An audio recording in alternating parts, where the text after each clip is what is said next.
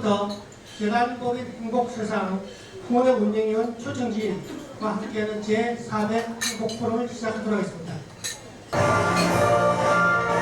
나는 자랑스러운 태극기 앞에 자유롭고 정의로운 대한민국의 무궁한 영광을 위하여 충성을 다할 것을 굳게 다짐합니다.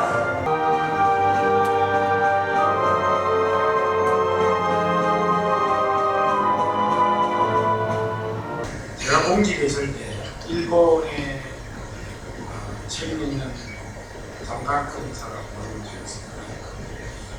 그때는 독도 문제가 참여하고 있었고 말씀하시기를 자기들은 정치적으로 어쩔 수 없이 독도가 자기 나라 땅이라고 이야기를 하는데 사실상 너가 지금은 지배하고 있지 않느냐. 그러니까 우리가 좀 그렇게 이야기하더라도 한국 정부에서 너무 과민하게 발가지 말고 좀 그냥 적당히 그냥 어떨지라고 넘어가면 안 되겠느냐. 그래. 그래, 당신은 말이야. 당신 친구가 찾아가지고 당신 마누라를 갖다가 지 마누라라고 주장하면 그냥 넘어가든지 기분이 좋겠나? 이런 이야기를 한 적이 있습니다. 일본 가는 우리에게 어떤 나라입니까?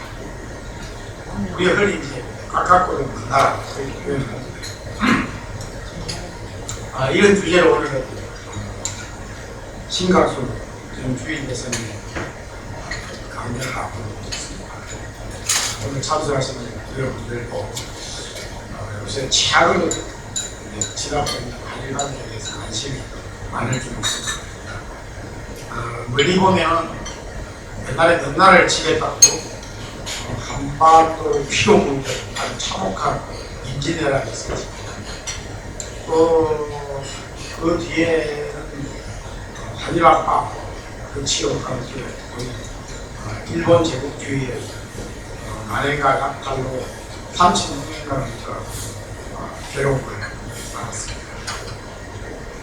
그러니까 우리가 뭐 좋아하는 나라를 될 수가 없죠. 싫어하는 것이 아마도 당연하다고 생각을 듭니다. 그런데 이제 세계적인 2차 대전이 발발하고 6.25 분란을 거치면서 소위 소련, 중국, 북한 이런 공산주의 국가들과 맞서는 미국을 무시하고 스박 국가들이 등장하면서 우리도 미국의 영향력에 들어가게 됐고 어쩔 수 없이 일본과도 동맹 아닌 동맹 할래야 될 수 없는 그런 경제적인 문제가 있어서 모든 분야에 걸려한 그런 관계가 되었습니다.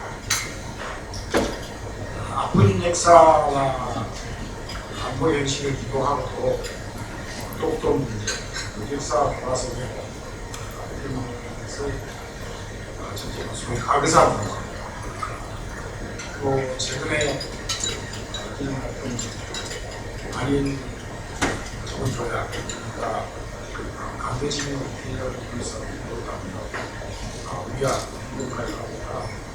어떻게 하면 그게 지향적으로 갈 수 있을까 고민하지 않을 수 없습니다. 오늘 제3회 행복포럼에서는 신각수 전 주일 대사님께서 강연을 해주십니다.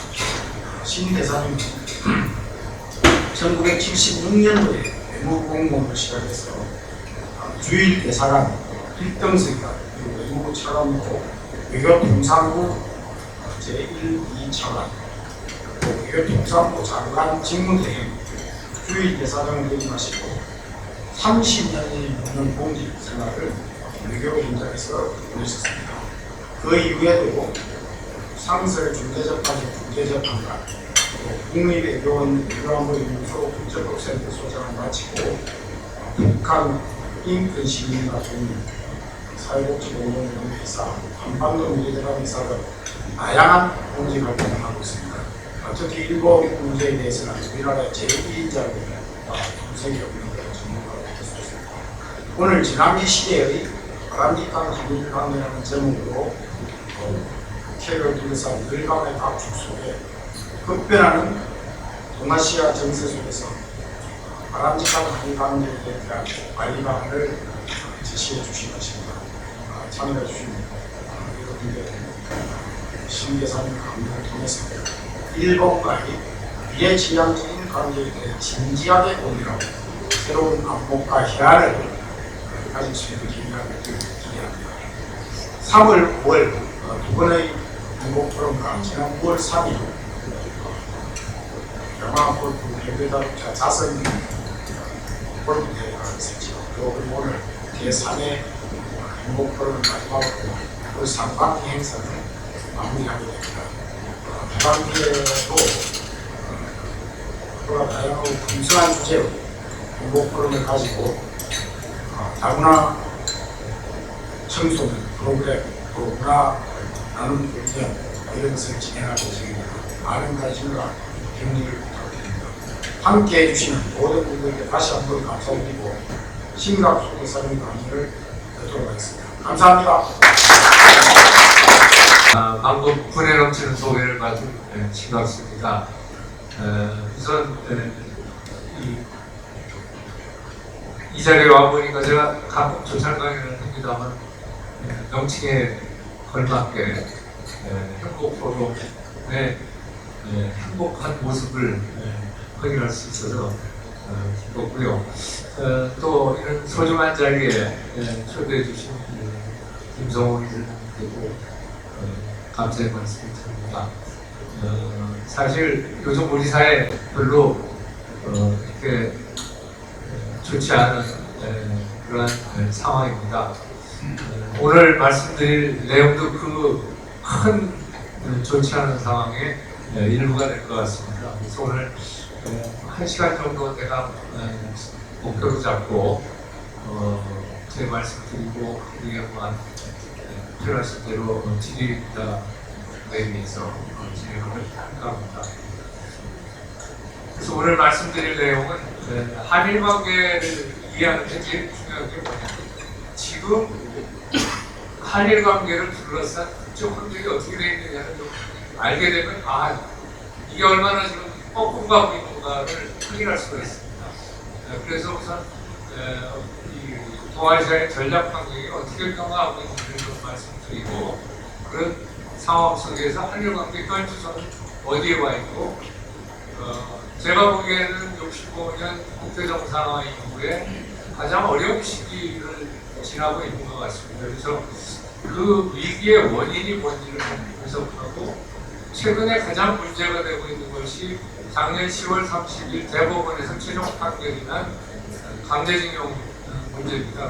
그 강제징용 대법원 판결이 어떠한 합의를 갖고 왜 이렇게 꼬여있는지 또 앞으로 어떻게 해결해야 하는지를 좀 살펴보고 마지막으로 한일 관계를 관리해 방안을 문제가 있습니다만 저는 이렇게 생각합니다. 지금의 한일 관계가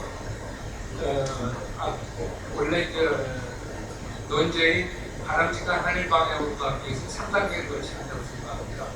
더 이상 관계가 악화되지 않는 관리가 필요하고요. 그 다음에는 좀 정상화시키는 회복 단계가 있어요. 또. 실제로 이 한일 관계가 지금 우리를 양국을 둘러싼 전략 환경에 맞게끔 바람직하게 나가기 위한 안정화가 필요합니다. 그래서 3단계가 필요한데 오늘은 주로 관리 방안을 기초로 해서 설명을 드리도록 하겠습니다. 먼저 동아시아의 전략 환경을 살펴보도록 하겠습니다. 크게 봐서 한반도, 동북아, 동아시아는 상당한 전환기를 갖고 있고 여기에는 쓰지 않았습니다만 양국 모두 국내적으로도 큰 전환기를 갖고 있습니다. 국내적으로는 제가 보기에는 양국 모두 인구 절벽을 경험하고 있고 일본이 우리보다 한 20년 먼저 시작했습니다만 그것을 따라가는 한국의 템포는 훨씬 빠릅니다. 참고로 작년에 저희 출산율이 0.98, 일본은 1.41입니다. 그러니까 우리가 얼마만큼 빨리 일본의 저출산 고령화를 따라가는지 실감하실 겁니다. 근데 저는 일본 문제를 쭉 해왔기 때문에 인구가 줄어드는 것, 그거에 따라서 디플레이션에 빠지면 얼마나 위험한 것인가를 몸소 체험을 했습니다. 젊은이들에게 희망이 없습니다. 제일 큰 문제가 그겁니다. 왜? 파이가 안 늘어나는 사회는요, 동대면에서 큰 문제가 생깁니다. 그래서 그게 하나, 두 번째는 산업의 패러다임이 바뀌고 있습니다. 4차 산업입니다. 이 4차 산업이라는 건 단순히 경제 문제를 그치지 않고 사회적인 변화를 고발하게 됩니다. 가장 큰 문제가 제가 보기엔 일자리 문제입니다. 그래서 그러한 것이 일본은 다행히 아베노믹스를 통해서 어느 정도 경기가 회복됐습니다만 근본적으로 인구가 줄어들며 4차 산업이 진행되는 데 따른 어려움은 일본도 있습니다. 그래서 그런 전환기가 있고 이제 대외적인 측면에서 보면 한반도인데 한반도의 경우에는 북한 문제고요. 동북아의 경우에는 중국의 부상에 의한 세력 전환 문제고요. 그리고 좀 더 시야를 넓히면 세계적으로는 우리가 사실은 1963년에 진입장경제 개발 5개년 계획을 세워서 40년 만에 이렇게 부흥하게 된 데에는 가장 중요한 것은 자유주의 국제였습니다. 자유무역을 해주고 미국의 안보를 제공해주고 이 시스템에 의해서 우리가 최대의 향유자로서 경제개발을 했는데 그게 무너지기 시작하고 있습니다. 그래서 그런 차원에서 전환기입니다. 그리고 이 동아시아를, 그러니까 동북아를 보면은 중국의 경우에는 굉장히 공세적인 외교안보 정책을 2010년 이래 시진핑 주석이 5세 됩니다. 중국 지도부에 5세 되고 굉장히 적극적인 공세적인 그런 외교안보 정책을 취하면서 중국목을 내세워서 2021년에는 중진국, 2049년에는 선진국이 되겠다는 겁니다. 2021년은 중국 공산당 창당 100주년이고요. 2049년은 중화인민공화국 수립 100주년입니다. 그렇게 설정을 해놓고 지금 중국은 나가고 있습니다. 그러니까 중국이 일어나고 있습니다. 업입니다. 반면에 미국은 신고립주의가 강화되고 미국 이익이 우선입니다. 이건 트럼프 대통령에 의한 것만이 아닙니다. 미국 사회 전반적인 흐름을 보면 지친 겁니다. 패권 국가로서의 여러 가지 역할에 대해서 미국이 지쳤습니다. 그리고 경제도 지금 사실 양적 완화를 통해서 조금 회복이 됐습니다만 전체적으로 그렇게 만만치 않은 그런 상황이기 때문에 더 이상 이제 역할을 부담하지 않겠다라는 얘기고요. 그런 면에서 보면은 아웃입니다. 나가고 있습니다. 동아시아에. 일본은 보통 국가를 지향하면서 제가 보기에는 미국이 이제 신고립주의에서 소위 동아시아에서 손을 점차 떼게 되면 일본은 아마 프랑스형, 일본형 국가로 전환하지 않을까 개인적으로 추정을 합니다. 일본은 다운입니다. 경제 성장률이 1%를 못 넘습니다. 그리고 러시아는 잘 아시다시피 미국과 유럽의 제재를 받고 있습니다. 크림 반도 침략에 의해서 제재를 받고 있고 여러 가지 테러 행위를 한 것에 대해서 강한 제재를 지금 받고 있습니다. 그렇게 되니까 어떻게 되느냐? 푸틴 대통령 주도하에 신동방 정책으로 지금 연해주 사안이 여기 개발에 상당히 꿈을 키우고 있고 결국은 그게 들어온다는 것에서 인이 되고 있습니다. 그러니까 우리는 사실 어떻게 보면 해양 세력과 같이 하면서 발전해 왔는데 그 해양 세력이 하나는 나가고 하나는 기운이 떨어지고 반면에 북방의 중국과 러시아는 올라가고 들어오는 그러니까 전체적으로 환경이 우리한테 유리하지 않다는 얘기가 여기서 나올 것 같습니다. 그럼 조금 자세히 살펴보겠습니다. 한반도는 북핵 문제입니다. 사실은 큰 의미의 북한 문제의 가장 핵심이 북핵 문제라고 할 수 있겠죠. 핵무장이 제가 보기에는 부분응선을 넘어섰습니다. 핵무기가 소형화, 경량화, 다종화가 성공이 됐고요. 최근에 6차 핵실험을 한 2017년 9월에 했던 핵실험에 그 이 폭발력이 굉장히 증강 핵 분열탄 아니면 수소탄 정도의 200킬로톤 정도의 그 폭발력을 보였다고 지금 확인이 되고 있고요. 어느 정도냐면 히로시마 원폭의 20배입니다. 약 15톤에 200톤이니까 한 15배 정도 되겠네요. 그 정도의 폭발력을 가진 걸 개발해냈습니다. 그리고 플루토늄 탄뿐만 아니라 우라늄 탄도 지금 만들고 있기 때문에 다양하게 성공을 했죠. 그리고 미사일도 화성 15호 발사 성공에 의해서 플로리다까지 지금 커버할 수 있는 대륙간 탄도 미사일을 개발했습니다. 다만 문제는 뭐냐면 지금까지는 실제 발사를 해보지 못했습니다. 전부 고각 발사에서 그냥 떨어뜨렸기 때문에 지금 남아있는 것은 크게 세 가지가 남아있습니다. 하나는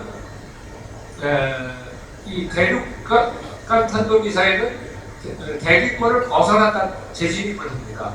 재진입을 할 때 열이 엄청납니다. 6천에서 7,000도씩 나는데 그 앞에 미사일 앞에 그 열에 견딜 수 있는 합금 물질을 개발했느냐, 이건 아직 미지수입니다. 그리고 두 번째는 이 대기권 재진입할 때 각도를 조절을 잘못하면 그냥 우주로 튕겨나갑니다. 그러니까 미사일 통제 기술이 아직 완성이 안 됐습니다. 그리고 세 번째는 뭐냐? 이 보통 핵무장 국가가 되려면 제2차 핵 공격 능력을 가져야 합니다. Second Strike Capability라고 하는데, 세계에서 보기에는 2020년이면 현재 북한 핵 능력이 좁아서 한 80에서 100개 정도의 핵탄두를 북한이 소유하지 않을까, 이렇게 지금 예측을 하고 있습니다.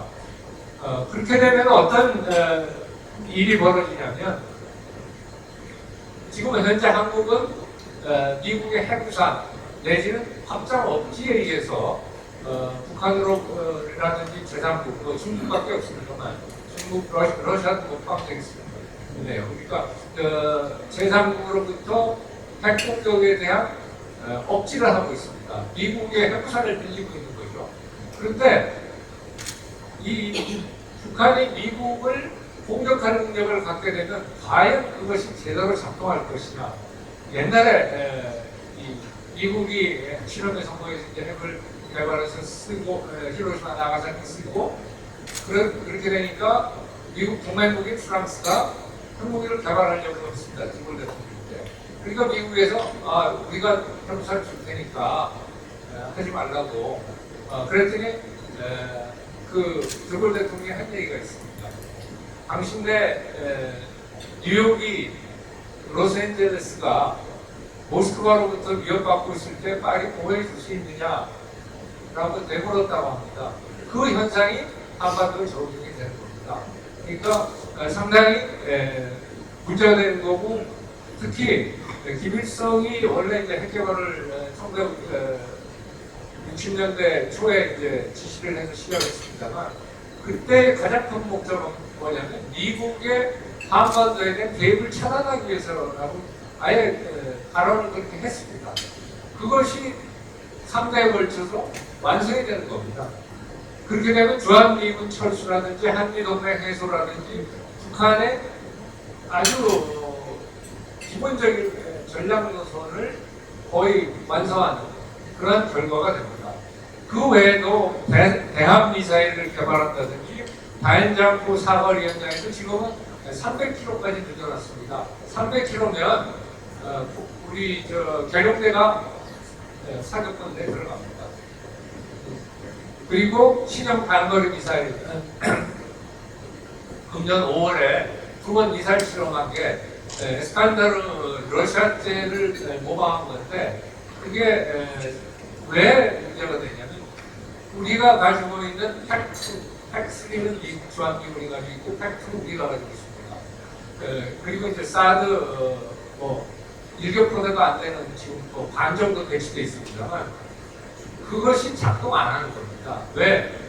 새로 개발한 북한 단거리 미사일은 보통은 이 미사일 방어가 탄도를 측정해서 탄도가 날아오는 걸 그 탄도의 역탄도로 발사해서 소위 히트킬이라는 부딪혀서 그냥 떨어뜨리는 그게 요즘 미사일 방어의 핵심입니다.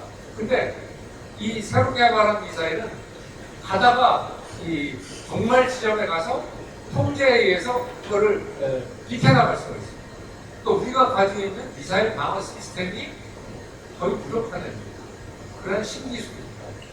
그런데 그것을 불상 미사일이라고 합니다. 우리 국방당국이. 뻔한 미사일이에요. 네? 불상이라니요. 여러분들 아마 그 시위에 돌아다니는 그 저거 보셨을 겁니다. 그 미사일에다가 불상 얹어가지고 그걸 불상 미사일이라고 조롱하는. 그러니까 굉장히 우리한테는 군사 전략면에서 굉장히 해가 되는 그러한 것이 바로 북한의 신형 단거리 미사일이고 거기에는 핵탄두 탑재가 가능합니다. 그러면 왜 북한이 2017년에 도발 모드에서 2018년에 대화 모드로 전환했느냐? 저는 2017년에 북한이 6차 핵 실험을 하고 화성 15 발사를 통해서 거의 핵무장의 완성 단계에 들어가면서 나온 게 뭐냐면 안보리에서 그동안 중국과 러시아가 강하게 반대하다가 지지로 돌아서 가지고 안보리 결의가 채택이 됐습니다. 근데 안보리 결의 특히 2017년에 채택된 것은 거의 북한 경제를 굉장히 압박하는 그러한 내용으로 되어 있습니다. 그래서 사실은 안보리 제재를 그대로 이행하게 되면 북한의 수출의 90%가 없어집니다. 실제로 2018년 무역 통계를 보면요, 대중 수출이 90%가 89%가 줄어들었습니다. 전년도에 비해. 북한의 무역의 90%는 중국과 이루어지고 있으니까 제재가 목표대로 많이 이행이 되고 있다는 증거겠죠. 그리고 북한 경제는 지금 사실은 김정은 시대 7년째 접어들었습니다만 김정은 시대에 들어와서 시장화가 많이 진행이 됐습니다. 장가당이 490여 개가 있는 걸로 지금 알려져 있고요. 그리고 북한에서의 화폐 사용의 상당 부분 한 50%로 추정합니다만 달러, 유로, 위안화입니다. 그만큼 외화가 북한의 원화보다 훨씬 신용을 얻고 있다는 얘기죠. 그리고 대외 의존도가 엄청 심화되고 있습니다. 그래서 보통 개도국의 대외 의존도 수준이 49%로 지금 추정하고 있습니다. 대외 의존도가. 그래서 제재가 먹히도록 이제 바뀐 겁니다. 그 이전에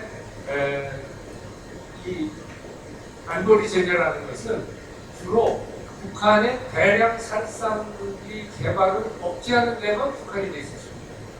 근데 2017년에 채택된 것은 북한 경제 자체를 대상으로 하는 소위 섹터럴 생션이라고 합니다만 그 섹터럴 생션을 지금 부과하고 있기 때문에 상당히 먹히는 것 이것이 아마 북한에는 영향을 줬을 거고요.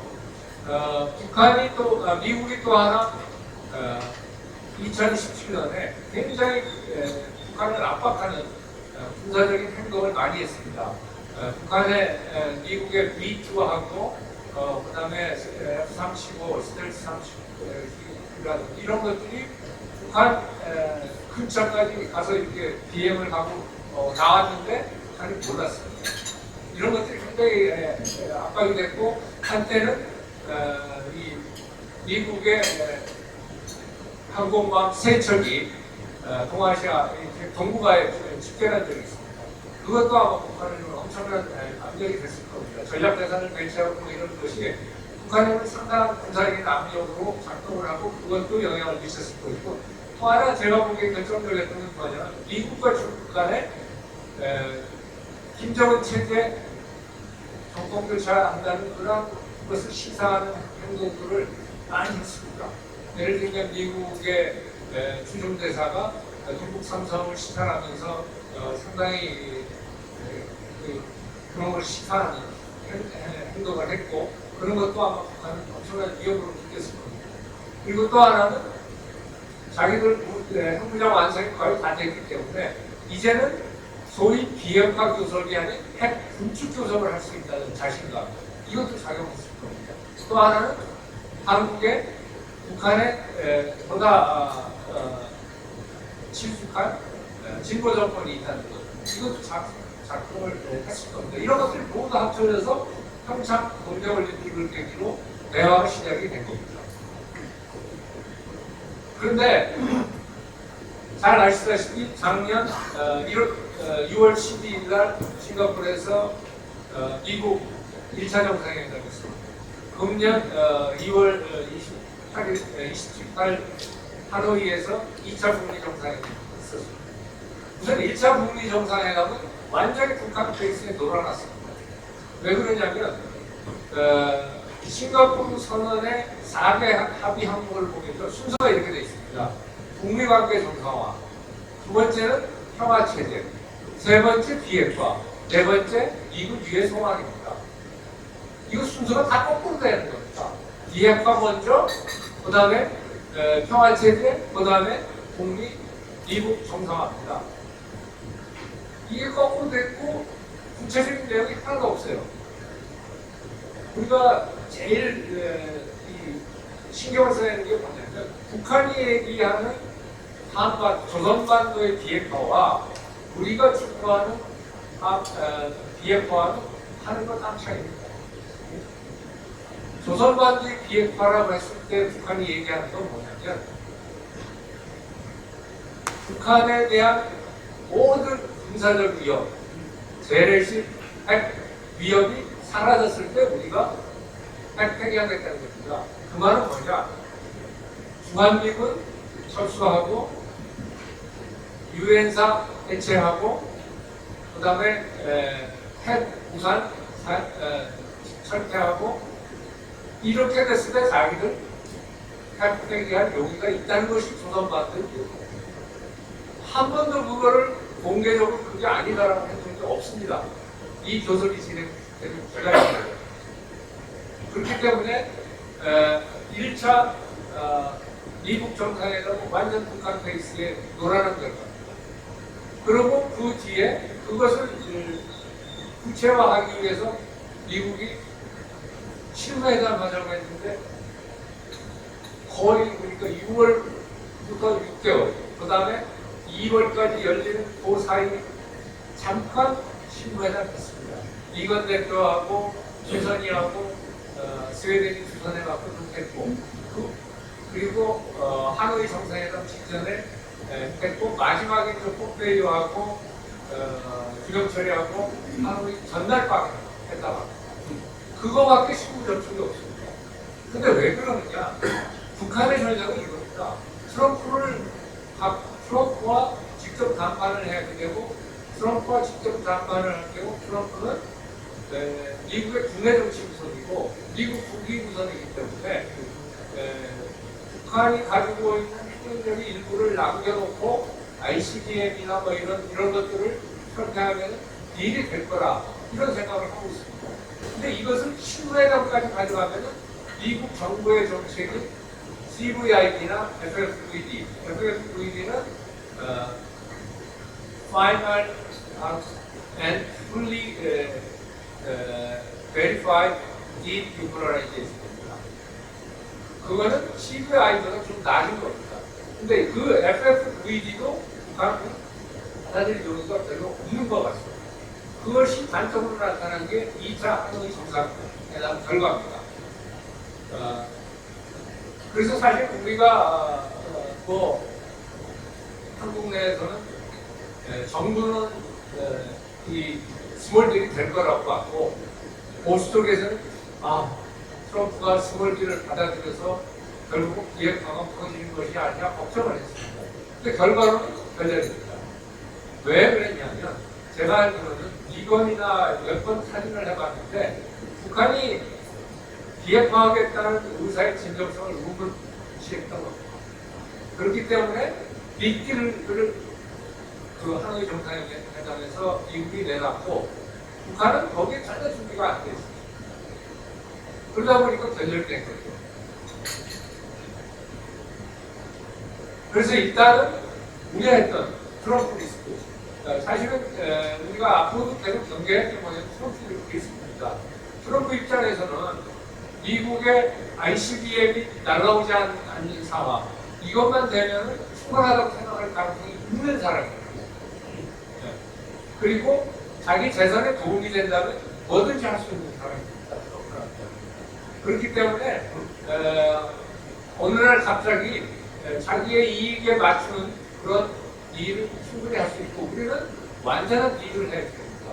북한의 핵이 완전히 폐기되는 것을 우리의 목표로 삼아야 하기 때문에 그 갭이 있고 그 갭이 현실화되면 결국 우리 안보가 날아가는 거예요. 전체적으로 보면 저는 이렇게 생각합니다. 북한이 그나마 지금 교섭에 나오고 있는 것도 결국은 국제사회가 제재를 통해서 압박을 하기 때문입니다. 북한의 생존에 영향을 준다라는 그러한 현실이 조성이 되지 않으면 절대 북한은 핵공개가 않습니다. 북한 입장에서는요, 3년에 걸쳐서 모든 국가 자산을 투입해서 만든 게 핵무기이고 미사일입니다. 이것을 생존의 위협도 없는데 왜 포기하겠습니까? 그리고 북한은요, 90년대 고난의 행동처럼 우리가 생각하는 것보다 훨씬 체제 유지 능력이 있습니다. 국민의 복지 그렇게 고려하지 않습니다.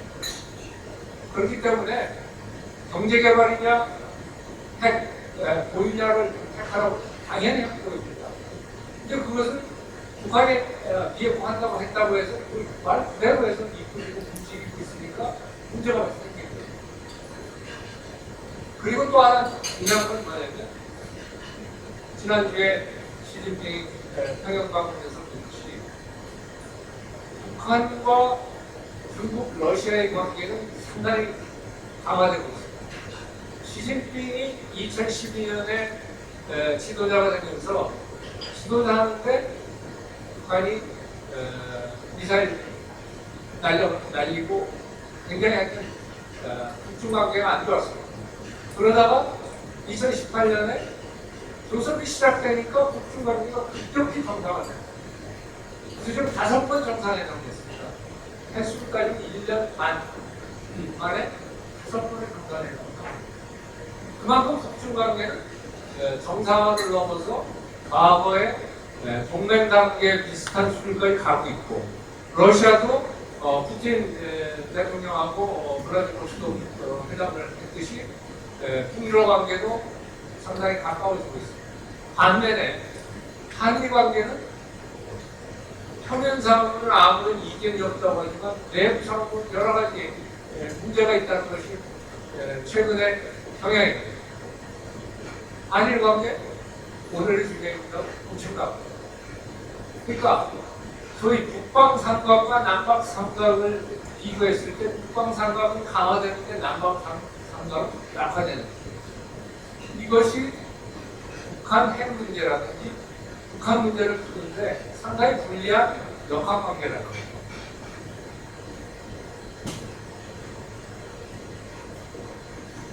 그리고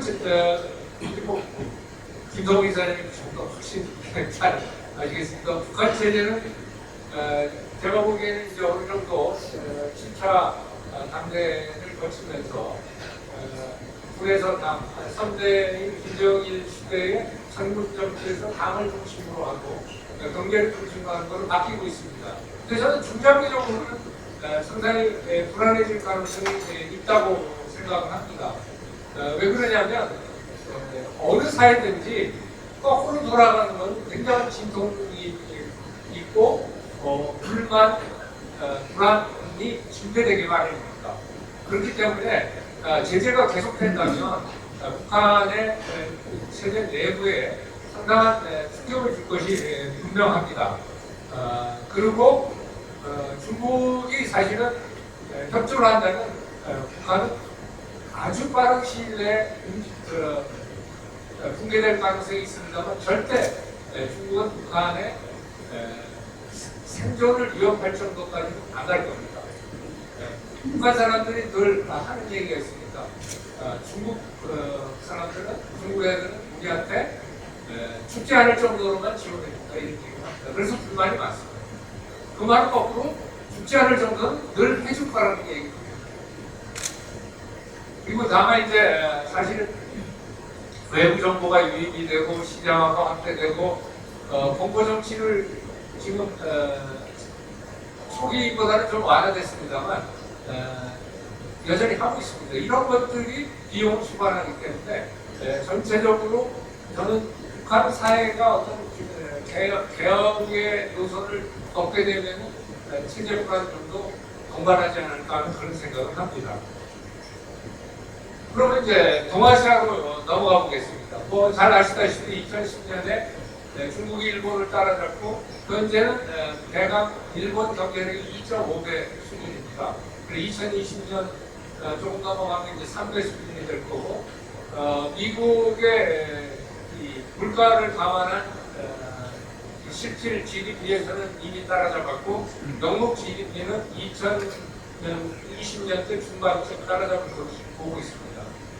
그러면서 중국이 굉장히 GDP 시대에 접어들어서 공세적인 외교 안보 정책을 취하고 동아시아의 세력권을 구축하려는 그 의도가 나타난 것이 바로 신형 대국 관계를 미국과 맺자고했습니다만 미국이 거절하면서 이제 무산되고 말았습니다만 그런 데서 나오고 있고 그 3세대 장치민 4세대 후진타오 시대의 도강장애 이건 등소평이 제시한 외교 노선입니다만 거기에서 분발주의라고 하는 아주 적극적이고 공세적인 외교 정책으로 전환을 했습니다. 구체적으로는 1대1로 1대1로는 유라시아와 아프리카에 중국의 일종의 시장을 창출하고 중국의 모델을 전파하고 이런 상당히 전략적인 의도를 갖고 전개되는 그런 정책입니다. 그리고 AI, IB를 만들고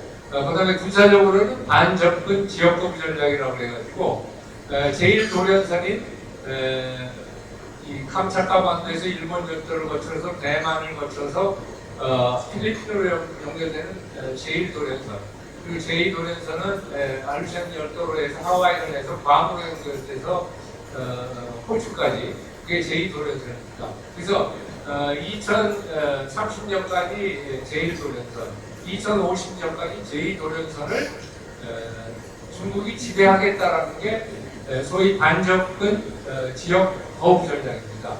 그래서 동풍 21이라는 이 지대함 미사일을 통해서 미국 항공모함을 공격하는 그런 능력을 배양하고 있고 지금 항공모함이 현재 2.5에 있습니다만 5척까지 늘릴 계획으로 있습니다.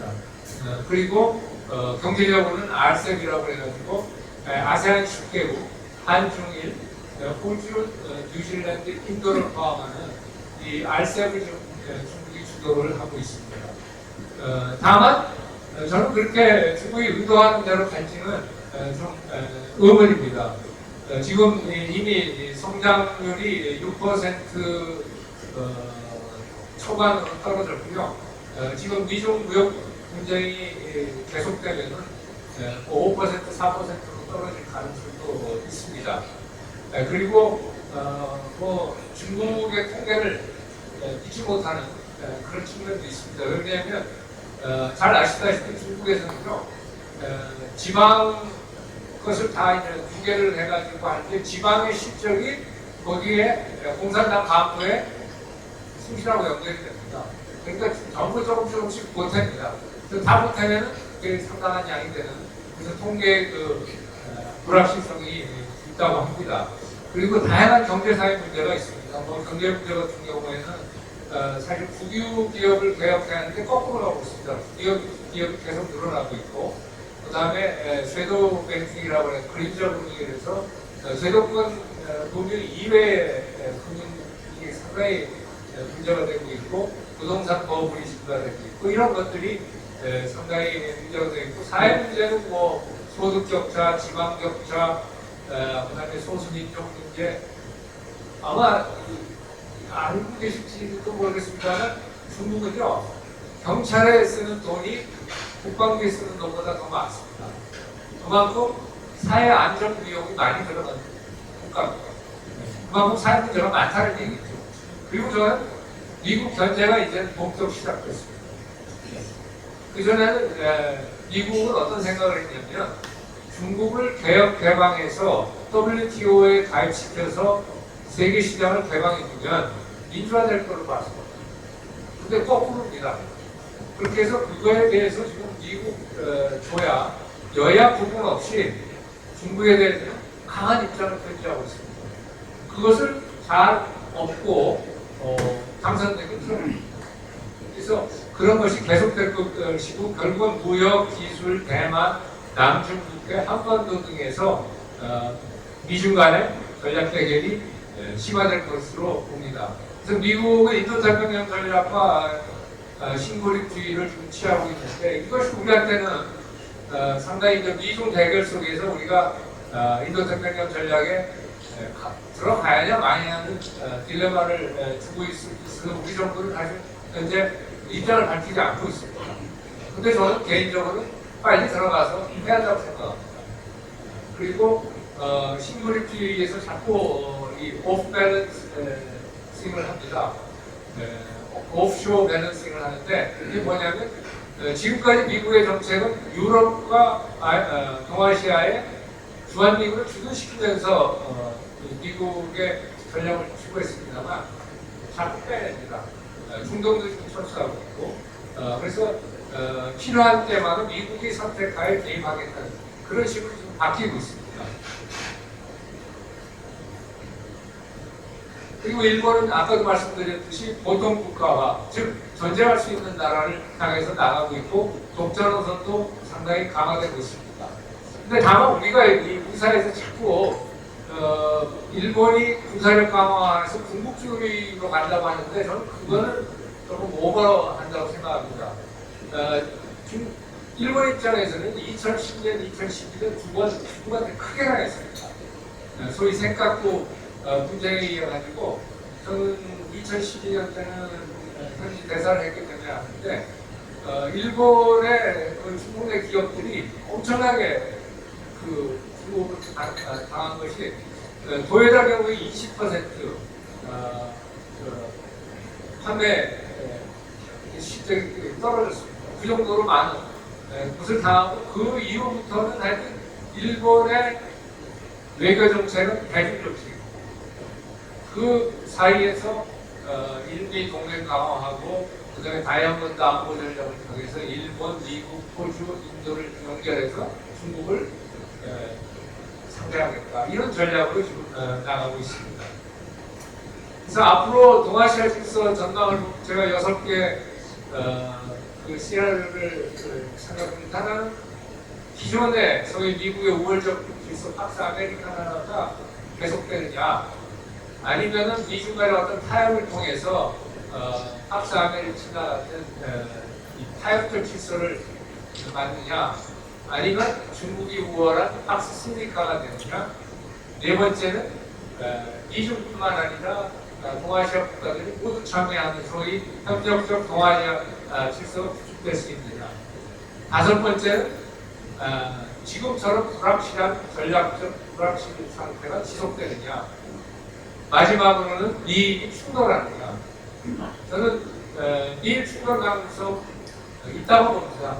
국지적으로 뭐 미국의 앨리슨 같은 그레임 앨리슨 같은 사람 아예 전쟁 가능성까지도 거론합니다만 저는 그거보다는 국지적인 충돌 가능성은 남중국해라든지 대만이라든지 이런 데서 생길 여지가 있고요. 우리 입장에서 제일 좋은 거는 1번하고 4번입니다. 근데 일본은 그게 우리 희망대로 되지 않는 것이 미국의 성장률과 중국의 성장률 차이가 보통 한 4% 됩니다. 연 4%. 그러니까 그것이 자꾸 부정이 되고는 인구도 훨씬 3배 정도 많고 하기 때문에 미국이 절대적인 우위를 다시 회복하기는 어려울 겁니다. 그래서 그런 차원에서 보면 일본 가능성은 낮고 4번이 좋은데 4번 두 가지 요건이 필요합니다. 미국이 계속 동아시아에 관여를 해야 되고요. 또 하나는 동아시아에 중국을 어떤 법치에 따라서 행동할 수 있게 하는 틀이 필요합니다. 동아시아 지역 체제를 만드는 일, 이 두 가지가 돼야지 됩니다. 이 두 가지 면에서 한일이 협력해야 하는데 전혀 지금은 그런 것이 못 이루어지고 있는 그런 상황입니다. 그럼 한일 관계 지금 어떻게 되어 있느냐? 2012년부터 나빠지기 시작했습니다.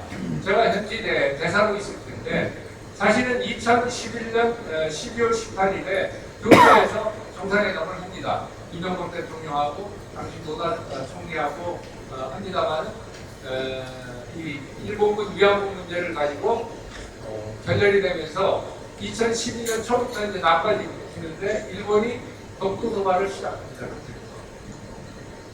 그 당시 겐바 외상이 전에는 하지 않던 짓을 합니다. 그게 뭐냐면 외교 시정 방침을 1월달에 발표하면서 독도를 언급하지 않았는데 독도를 언급했어요.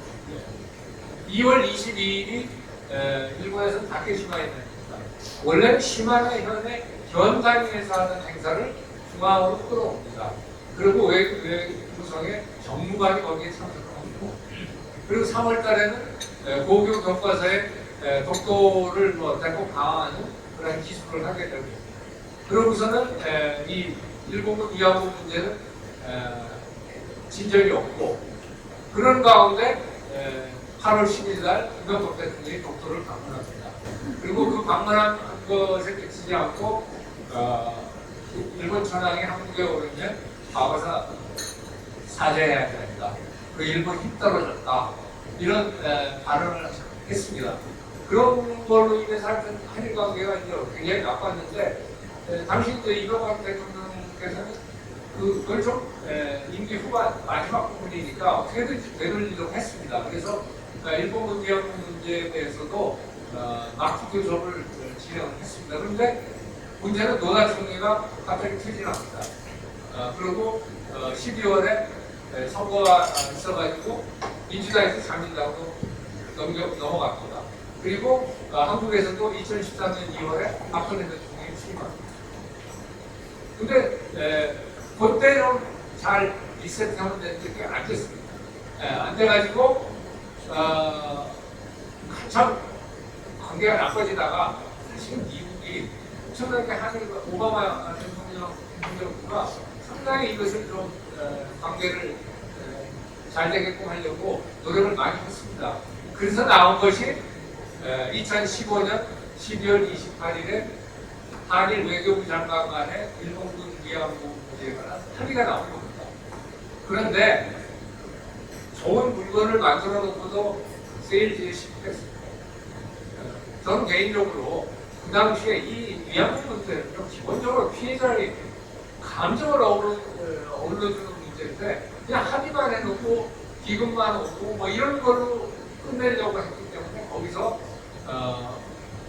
피해자나 피해자 단체의 반발이 있었고, 재밌는 것이 합의만 그 당시에는 여론 지지율이 70%였습니다.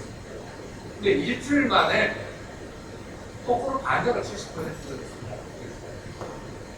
그러니까 사실은 굉장히 이게 위안부 문제라는 게 1990년대 말에 시작돼서 30년 가까이 된 문제인데 그걸 그냥 합의 한 장으로 다 해결했다고 하려는 데서 문제를 생깁니다. 그리고 아베 총리는 사죄할 생각이 있느냐 하니까 사죄할 생각 없다.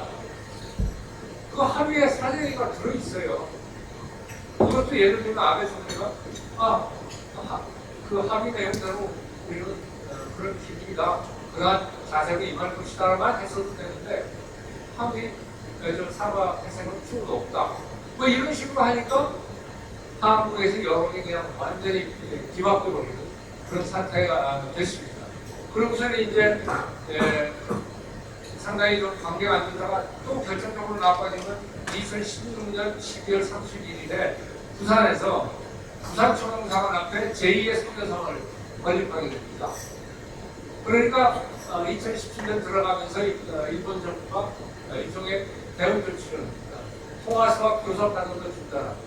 한일 고위 경제 협의에 있던 거 캔슬하고, 그리고 대사 불러들이고 초롱사 불러들이고, 이런 일이 벌어지면서 2016년은 더 나빠졌어요. 그런 가운데 탄핵이 있었고 2017년 5월에 문재인 대통령으로 바뀝니다. 그 문재인 대통령은 투트랙 어프로치를 내세웠어요. 과거사와 한일 관계 일반을 분리해서 하겠다. 근데 일본이 안 된다. 합의 이행하라. 과거사 먼저 하자라는 원트랙 어프로치를 했어요. 재밌는 건 박근혜 정부 때는 일본이 투트랙, 우리가 원트랙이었고, 지금은 일본이 원트랙, 한국이 투트랙. 그러니까 상당히 문제가 더 심각해진 거죠. 그리고 그렇게 되면서 어떤 일이 벌어지냐면 국민 감정이 상당히 악화됩니다.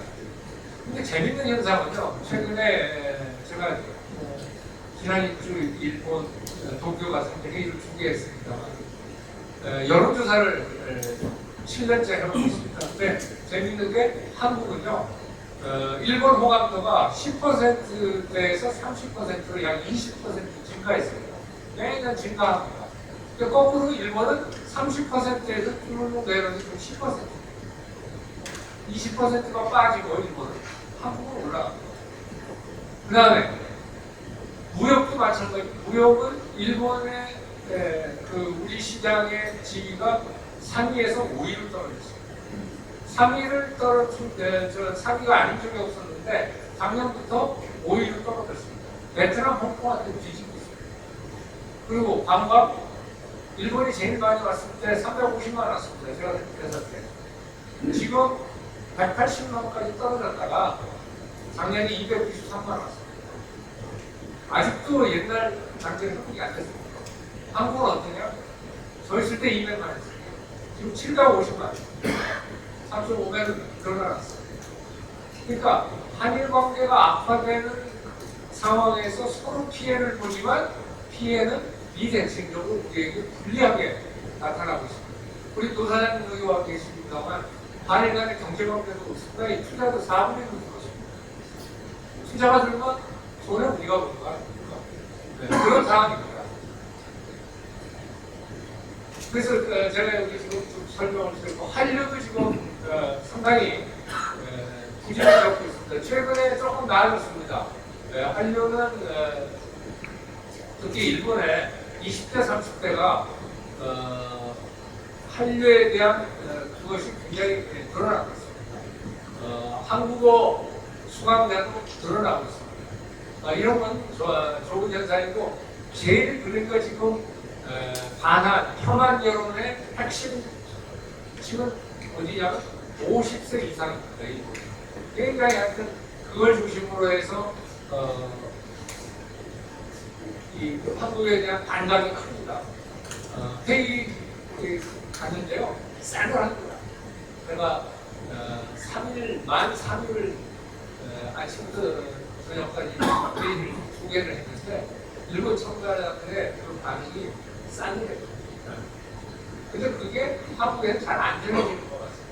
근데 현장에 가보시면 아마 그런 걸 많이 느끼실 겁니다. 이게 이제 호감도 아까 말씀드렸고요. 그렇게 되니까 위기가 장기화되면서 고착화되는 우려가 증가되고 감정적 대립이 상당히 많이 드러났습니다. 제일 대표적인 거 몇 개만 제가 드러났습니다. 이 해상자위대구나 제주 반환식 무기기 때문에 못 오게 했는 거예요. 이건 넌센스입니다. 왜 그러냐면요. 1998년 김대중 대통령 때, 2008년 이명박 대통령 때 무기기 달고 반환식 왔습니다. 이건 반환식은 10년에 한 번씩 하는 겁니다. 근데 역사가 진보했는데 어떻게 세 번째가 됐는데 일본 자위대가 못 들어오게 합니다. 중국은 들어오게 했어요. 그래서 이번 10월 달에 일본에서 반환식 하는데 한국은 추천하지 않을 거라는 거 얘기 지금 보도가 되고 있습니다. 역사를 거꾸로 회시키는 겁니다. 그리고 BTS 일본 방송 이거는 아마 BTS가 티셔츠를 제작해서 팔았는데 거기에 히로시마 원통이 들어가 있습니다. 근데 히로시마 원bom은요 일본인들에게는 아주 그 멍해입니다. 스티그마입니다. 그건 우리 같은 인간으로서 그거는 건드리면 안 됩니다.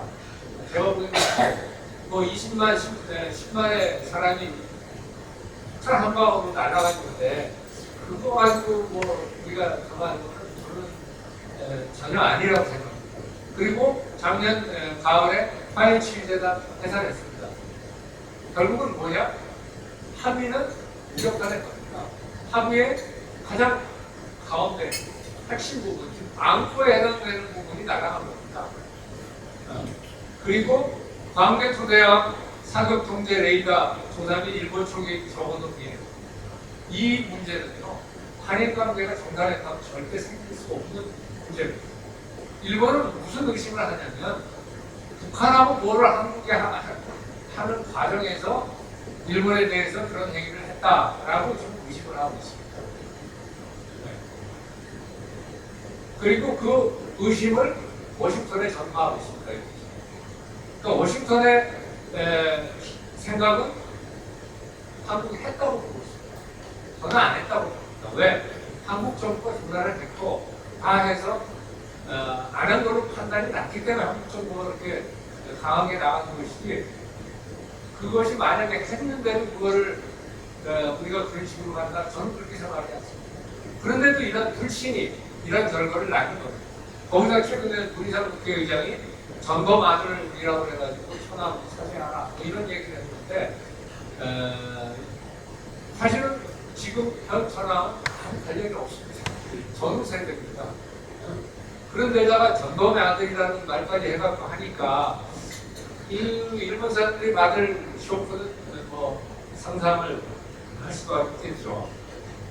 그래서 굉장히 지금 나쁘다고 이제 말씀드릴 수 있는 원인이 뭐냐? 첫 번째 과거사입니다. 일본 사람들은 꼴대이 동론을 제기합니다.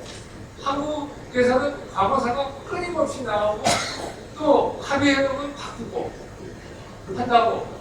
그래서 그저께 회의를 하는데 어느 마세대 대학교 중국전 교수가 내 개인 생각이 아니라 내 주변에 있는 친구들 생각을 전한다고 하면서 하는 얘기가 한국에 대한 피로감이 있다, 이런 얘기를 하더라고요. 그러니까 해도 어떻게 할 수 없다는 그런 무력과 피로감이 있다, 그런 얘기를 하는데 그게 결국 과거사 문제인 것 같습니다.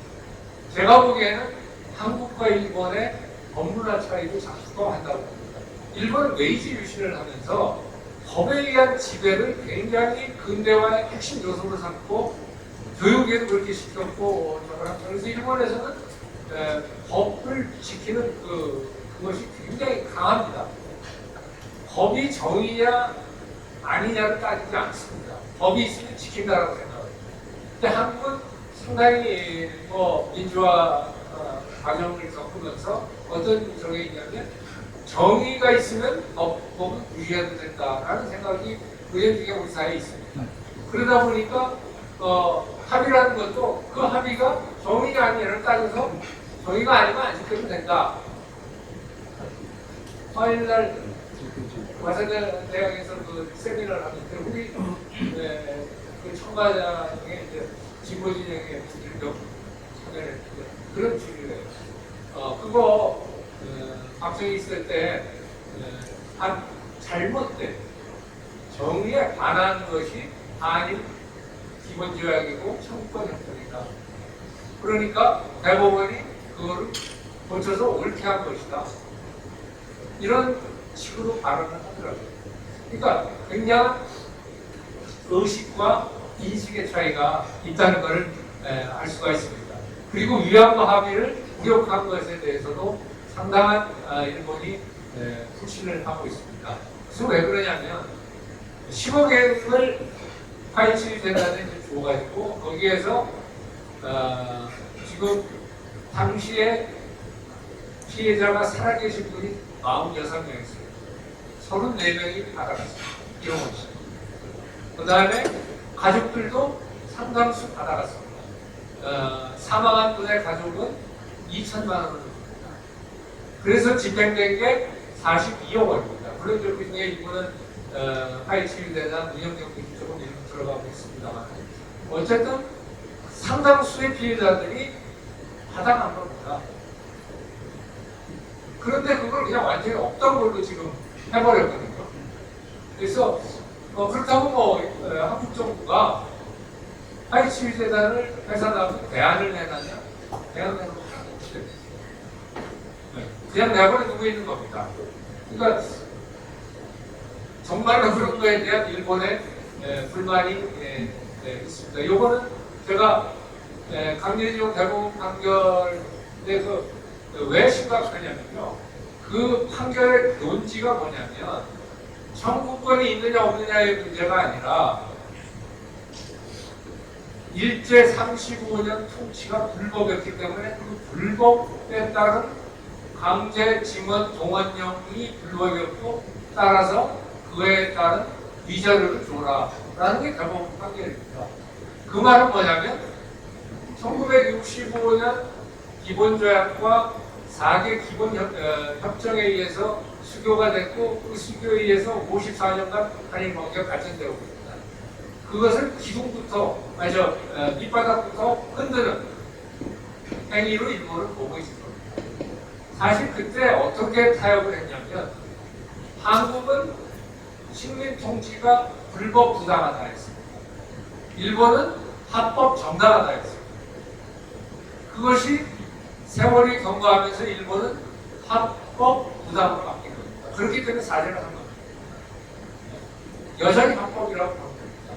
사실은 객관적으로 글로벌 스탠다드로 보면 식민 통치 자체는 합법이었죠. 당시의 국제 고객이었죠.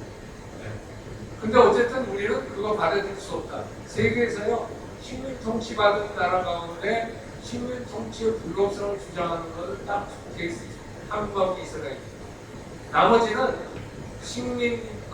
식민목하고 식민지하고 다 일종의 상속협정이라고 해서 리볼루션 어그리먼트를 통해서 독립에 따른 재반 권리 구하기를 준비를 했습니다. 그리고 그거에 대해서 이견이 없습니다. 근데 우리는 그걸 부인했기 때문에 그걸 타협하기 위해서 기본조약에서 서로 다른 식으로 해결하기로, 해석하기로 합의를 한 겁니다. 우리는 불법 부당으로 해석하고 저쪽은 합법 정당한 걸로 해석하는 걸로 이렇게 여지를 두면서 각종 타협을 교환했거든요. 그래서 1910년 이전 조약은 이미 무효다라고 할 때 무효는 무효지 이미 무효가 없거든요. 왜 이미를 넣느냐? 이미는 일본이 65년 이후에 그전 조약이 효력을 상실한다 라고 해석하기 위해서 이미를 넣은 거고 우리는 처음부터 무효다라는 의미에서 무효를 넣은 겁니다. 그렇게 타협을 한 겁니다. 그게 이번 대법원 판결에 의해서 바뀌는 거죠. 그게 이제 그대로 인정이 된다.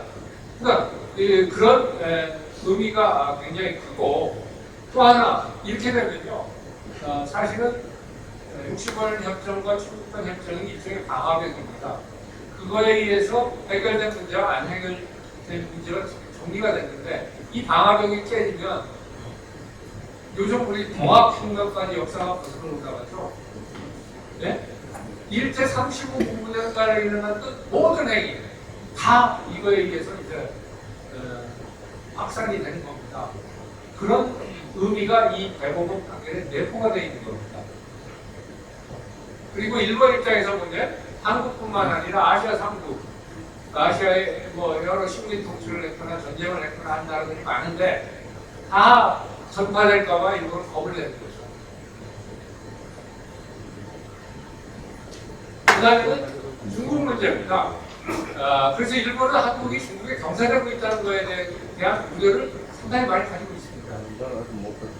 근데 제가 보기에는 박근혜 정부 때 한국이 중국에 가까워지고 일본과의 관계가 나쁘고 이런 것이 소위 한국의 중국 경사론을 독재에서 가지게 됐고 그것이 워싱턴으로 건너갔습니다. 지금 워싱턴에서는 한국이 여러 가지 예를 들면 아까 말씀드린 인도太平洋전략에 적극적으로 동참하지 않는 것이 중국의 기울었기 때문이다 라고 오해를 하는 것이 있습니다. 그러니까 그런 것들이 바로 관계가 악화되니까 대화 소통이 안 되고 그래서 일본이 그러한 오해를 하는 거죠. 그리고 사실 한국에서는 중국은 과대평가하고 일본은 과소평가하는 그런 경향이 있습니다. 그리고 중국에 대해서는 아무 말도 못하고 일본은 끝까지 붙잡고 늘어지고 그게 객관적인 현실 아니죠. 그러니까 그런 것도 일본 사람들은 아는 거죠. 그리고 이제 전반적으로 상호 무관심 경시가 이제 증가하면서 일본도 중국에, 한국도 중국에 더 관심을 줍니다. 그래서 아베 총리가 작년에 국경을 방문하고 올해나 내년 아마 시진핑이 뭐 2년인가 만에 아마 중 지도자가 일본을 방문한다고 합니다. 그만큼 일중관계가 가까워지고 있습니다. 근데 사실 한국이나 일본이나 OECD 가입국 가운데 아시아는 두 개 나라밖에 없습니다. 이 두 개는 뭐냐? 결국은 선진국이고 민주주의와 시장경제, 법치, 인권 이것을 존중하는 나라가 아시아입니다. 가장 앞선 나라들인데 가장 관계가 나쁩니다.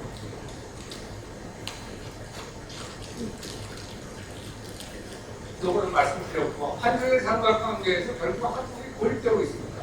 한중 관계 상당히 지금 정체되어 있습니다. 사드 보복 완전 해고가 안 됐습니다. 그리고 앞으로 사드를 지금 환경영향평가에서 다시 재배치 일부 남은 걸 배치해야 합니다. 일격분의 48기인데 일부밖에 안 돼 있습니다. 그래서 나머지를 배치해야 하는데 또 문제가 생길 겁니다. 그래서 아까 말씀드린 대로 이 한미일 남방 삼각관계가 굉장히 좀 삐걱거리고 그것이 결국 북핵 푸는데도 불쾌한 결과를 가져옵니다. 또 하나의 문제가 바로 독도 문제입니다. 저는 독도 문제는 아까 우리 김성호 이사님도 말씀을 하셨습니다만 우리가 완전 영위하고 있는 도서입니다. 우리가 문제를 만들 필요가 없습니다.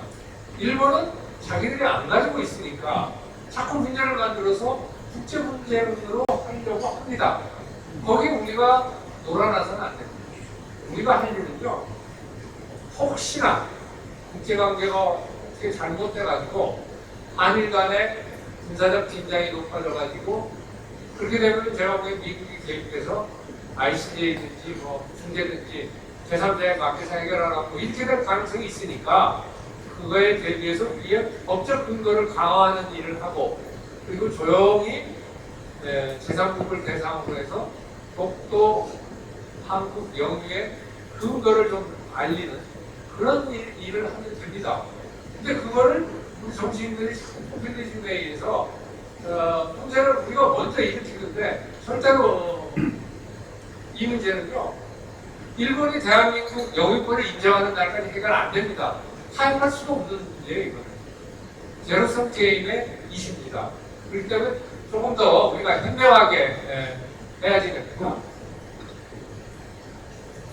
그다음에 국민감정 사실 2010년 이전에는 일본이 한국을 상당히 배려를 했습니다. 여러 가지 면에서. 근데 2010년 이후부터는 그런 것들이 많이 사라지고 한일 혐한에 상당히 일본에서 뿌리를 내리고 있습니다. 일본에서는요, 지금은 조금 낮았습니다만 2014년 뭐 이때는 어느 정도였냐면 이 한일 혐한에 책을 쓰면은 그 부수가 70%가 증가한다. 당시 통계였습니다. 그리고 그게 왜 또 문제냐면 일본의 주간지나 일간지에 보면은 첫면을 딱 여기서 두 번째 면을 보시면 세 번째 면과 함께 되게 그 주간지와 월간지의 그 저게 나옵니다. 광고가 나옵니다. 근데 그 광고는 굉장히 소위 섹시하게 뽑습니다. 근데 전부 반일 혐한 그걸로 뽑아왔어요. 그러니까 일본 국민이 볼 때는 그 타이틀만 보고 내용 읽으면 그렇지 않은 것도 최근에 그 본게이 신주 문예 춘추에서 한일 관계를 다뤘는데 제목이 한일 관계 단교까지 갈까? 단교. 그런 표현을 썼습니다. 내용 읽어보면 그런 거 없어요. 그러니까 그런 형식으로 지금 가고 있고 그것이 SNS나 포퓰리즘에 의해서 자꾸 악순환이 되고 있습니다. 요즘은요 조선일보나 중앙일보 그날 즉시 일본어로 번역돼서 일본 인터넷에 올라갑니다. 예전에는요 한국에서 언론에 보도되더라도 일본에서 알려지지 않거나 아니면 알려지더라도 뭐 일주일 한 달 써야지 되니까요. 번역 일본 여기 주파원들이 써서 그걸 해야 알려졌습니다. 지금은 즉시 알려져요. 그러니까 굉장히 그 순환 속도가 빠릅니다. 다만 아까 말씀드린 대로 젊은 층은 조금 객관적으로 상대방을 보는 눈들이 늘어났다는 거. 이거는 앞으로 우리가 희망적인 요소가 아닌가. 그리고 생각보다 상호 무지 오해 편견이 많습니다. 특히 우리나라에도요 일본에 관한 것들이 많이 그 사실과 어긋나는 것들이 민족주의적인 감정이나 뭐 이런 인식에 의해서 왜곡이 된 그런 것들을 많이 보게 됩니다. 그래서 이런 것들이 결국은 또 상호 증오를 일으키고 이런 상황이 됩니다. 배경을 좀 살펴보면 양쪽 모두 전후 세대를 거쳐가고 있습니다. 전후 세대는 마바사를 모릅니다. 근데 한국은 교육에 의해서 거의 전전 세대와 비슷하게 압니다. 일본은 모릅니다. 그러니까 일본이 어느 정도 모르냐면요. 제가 대사할 때 그 요코하마의 한 인형 방송에서 한국인과 일본인 간의 식민지 시대 때의 유정을 다룬 영화를 기념을 해서 제작을 한 적이 있습니다. 근데 거기에 그것을 본 시청자의 코멘트가 들어오는데 뭐냐면 자기는 한국인이 일제시대 때 한국어를 사용 못한다는 걸 처음 알았다. 그 드라마의 이 시작이 뭐냐면 함흥에 있는 학교에서 한국인 학생이 한국어를 했다고 일본인 서너 명이서 괴롭히고 있는 걸 일본인 학생이 막아주고 한국인이 한국어를 쓰는 게 뭐가 잘못됐냐 이래서 이제 우정이 맺어졌고 나중에 전후에 학교가 수립이 되면서 한 분은 연세대학교 천문학과교수고 한 분은 아까 그 말한 요코하마 민방의 프로듀서였습니다. 그래서 우정이 이어져가지고 그분들이 뭐 이제 일본의 대학의 합창단을 한국으로 오게 해서 연세대학교에서 공연을 했는데 그게 사실은 일본어로 노래를 첫 번째 듣고 있어요. 한국에서. 그러니까 그런 우정이 있으면서 이제 자꾸 했던 그런 영화인데 사실 일본인한테 식민통치 시대에 우리가 말과 이름과 종교를 빼앗겼다라고 하면 아무도 이해 못한다. 젊은 그래서 그런 것들도 많이 영향을 주고요. 그 다음에 한일 격차가 축소가 됐습니다. 지금 1인당 실질 소득은요, 한국과 일본하고 같습니다. 물가를 감안하면. 그런데 진실은 한일 간의 격차는 아직도 엄청나게 있습니다. 왜 그러냐면 일본은 43년간 세계 2위 경제력이 있습니다. 쌓인 게 있습니다. 수가 있습니다. 우리는 그런 게 사실 뭐 98년 그 아시아 금융위기 때 우리 많이 날렸습니다. 우리 싸우고 그리고 2008년 세계 금융위기 때도 좀 우리가 그래서 이 축적의 면에서 즉 스타의 면에서는 아직도 많이 차이가 있습니다. 그리고 이제 중국 부산 문제도 관계가 있고 일본이 보수 국경화 있습니다. 일본은요 아베 총리 이전에 7년간의 일본장의 총리로 왔고 1년밖에 못하고 바뀐 정치구라니까요. 그 다음에 경제가 20년간 잃어버린 20년에 의해서 디플레이의 경험이 있습니다. 그리고 사회는 3.11 동일본 대지진에 의해서 2만 명이 죽고 엄청난 탄력을 받았습니다. 그러다 보니까 강한 일본을 지향하게 됩니다. 재밌는 거는 아베 총리의 1차 내각 2007년 그때의 슬로건은 아름다운 일본이었습니다. 근데 2차 내각 때는 강한 일본.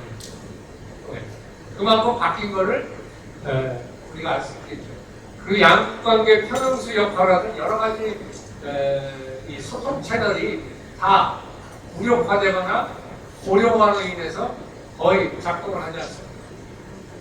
재밌는 건 옛날에 정치권이 문제를 해결했는데 요즘은 정치권이 문제를 만들어요. 민간이 적극적으로 나서고 있습니다.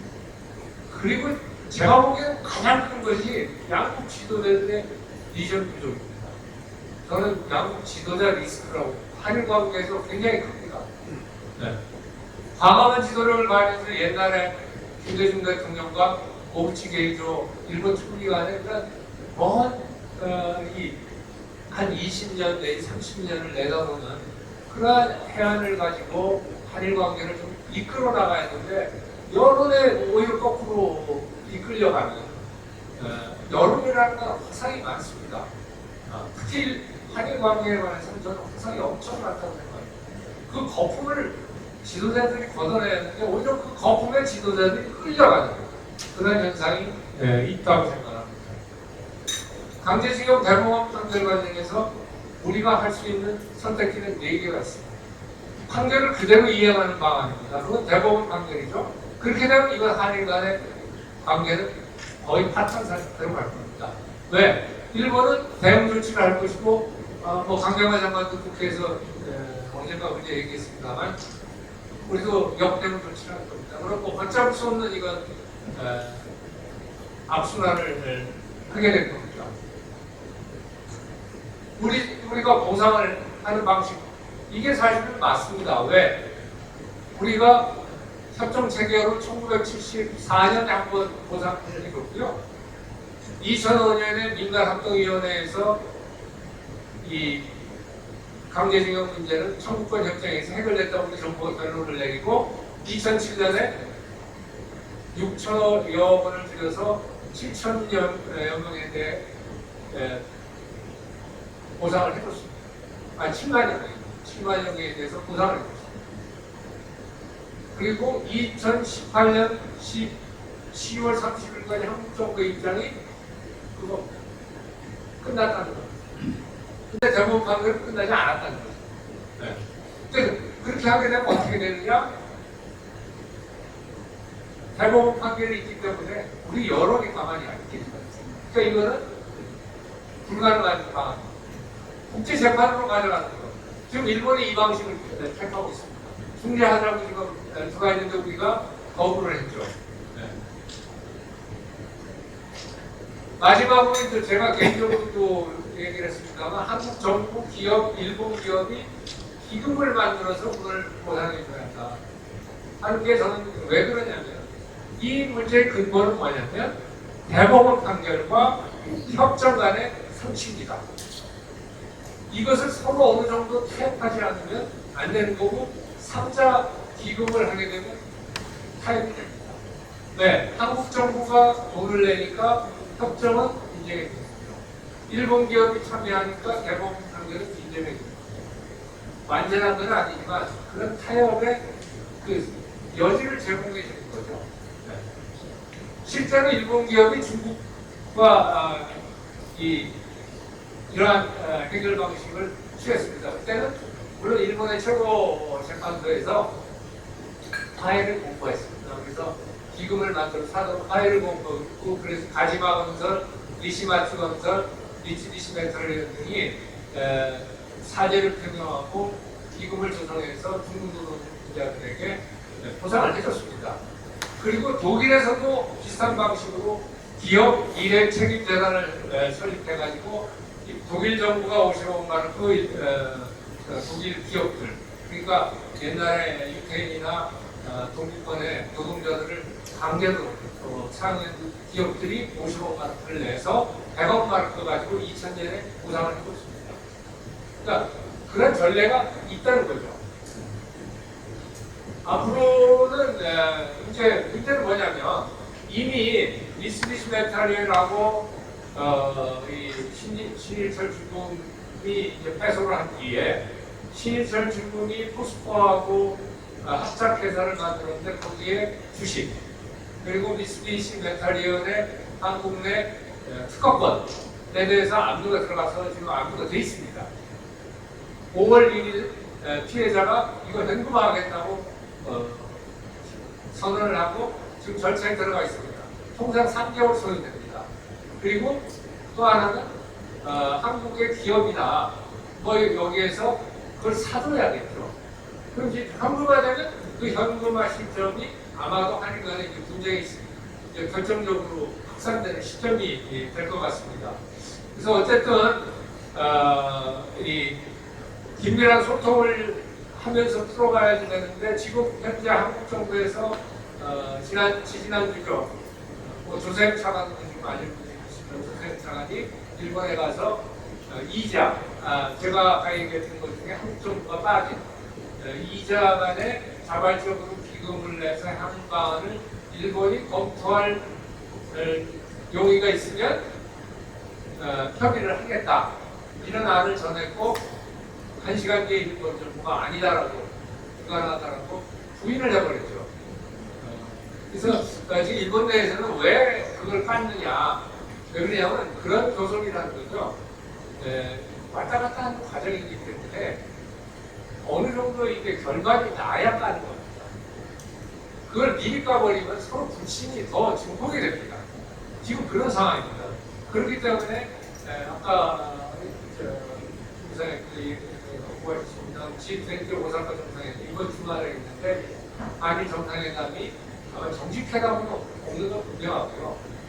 그다음에 약식으로 이제 소위 프로사이드라고 해서 이제 회의의 도중에 약식으로 그냥 인사만 하는 정도의 회담의 가능성이 남아 있습니다.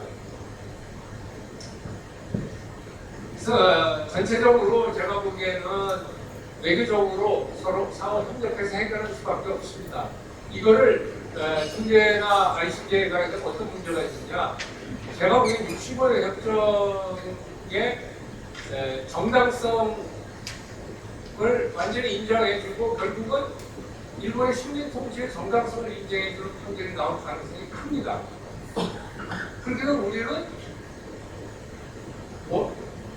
본전도 못 찾고 이자도 못 찾고 그러한 결과가 나올 것이기 때문에 그리고 그런 판결 한국 수용 지금 뭐 위안화 합의도 수용 못하는 상황인데 판결 나왔다고 수용하겠어요? 안 합니다. 만약에 또 일본이 졌다. 일본 수용하겠어요? 안 합니다. 일본이요. 포경 관련해서 호주하고 뉴질랜드가 제기한 거에 졌습니다. 그 수용 안 하고 IWC 국제 포경협약에서 아예 탈퇴해버렸잖아요. 그리고 우리한테 그 동북지방 수산물 수입 금지 WTO 사무소에서 졌잖아요. 안 받아들이잖아요. 제가 이번 회의 가서 그랬어요. 당신들 중견이 뭐 ICJ 얘기했지만 너희들도 지금 그렇게 불리하면 판결 안 받아들이는데 그 판결 이행된다고 누가 보장하겠느냐. 그런 문제가 있습니다. 저는 사실 이게 이렇게 한일 관계가 나빠지면서 큰 문제가 북한 문제에도 상당히 부정적인 영향이 있고 한미 관계에도 부정적인 영향이 있습니다. 지금 이제 이번 주말에 트럼프 대통령이 방한을 합니다만 여러 가지 문제 가운데 하나가 틀림없이 한미 관계 개선하라는 주문이 있을 겁니다. 그것 때문에 아마 우리 집 제안을 깐 게 아닌가, 우리가 이렇게 노력하고 있다는 걸 보여주기 위해서 깐 게 아닌가 저는 그런 생각을 합니다만 어쨌든 우리 입장에서는 한미 관계를 잘 정하는데 한미 관계가 개선이 안 되면 쉽지 않은 그런 국면에 노출이 되게 됩니다. 그래서 이제 마지막으로 관리 방안 좀 간단히 설명드리는 것 같습니다. 방어사 문제를 이제 우리가 역사화의 과정에서 쭉 하는데 저희가 보면은 독일하고 자꾸 비교하는데요. 독일하고 상황이 다릅니다. 독일은 전쟁 국가입니다. 전쟁을 해서 침략을 하는 국가, 패전국으로서 모든 것을 다루고 있습니다. 그리고 600만이라는 유태인 희생 주로 유태인 희생 관련해서 사죄하고 반성하는 거고 전쟁하고 사죄 반성하는 거 아닙니다. 네. 그래서 그 배경이 다르다는 점. 그러니까 그냥 일본의 잘못은 일본의 잘못대로 추궁하는 게 저는 옳다고 봅니다. 그리고 약속은 이행한다는 신뢰를 부여해야 돼요. 정부가 바뀌어도 국가 간 약속은 이행하는 것이 정상입니다. 네. 그리고 또 하나 우리가 일본의 전후의 일본과 전전의 일본을 좀 구분해서 봐야 됩니다. 어쨌든 제가 보기에는 일본이 옆에 있었기 때문에 우리가 이렇게 빨리 발전한 겁니다. 일본의 것을 빨리 받아들여서 소화해서 일본과 경쟁할 수 있게 큰 겁니다. 그리고 업무자와 관련된 인상을 줘서는 안 됩니다. 우리는 늘 일본의 도덕적 우위를 갖고 일본보다 상대적으로 국력이 약한 만큼 도덕적 우위 이것이 저희의 무기입니다.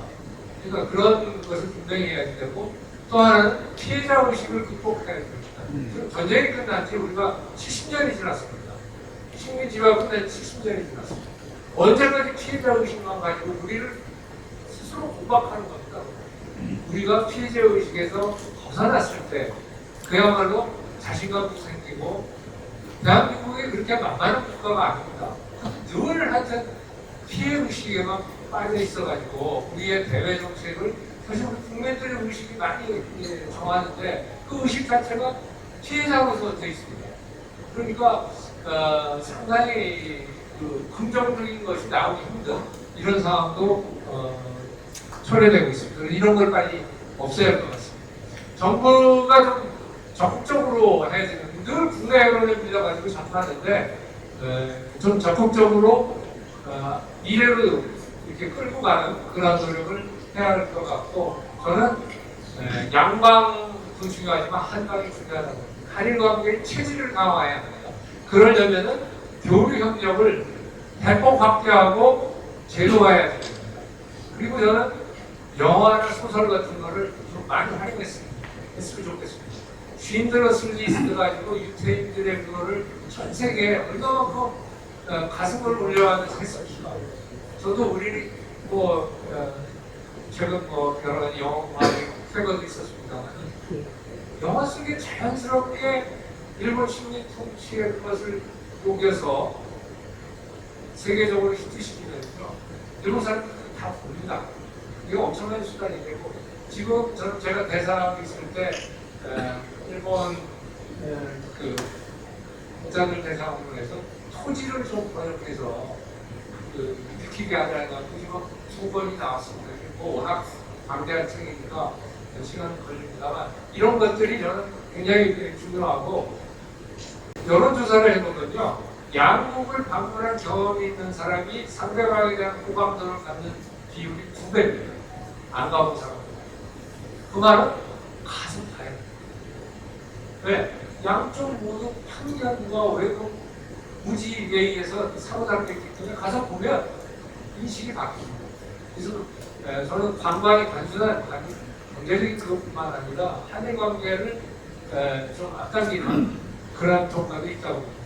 그리고 과거사 해결하는 데 있어서는 역지사지가 중요합니다. 상대방 입장에 한 번씩 서봐야 합니다.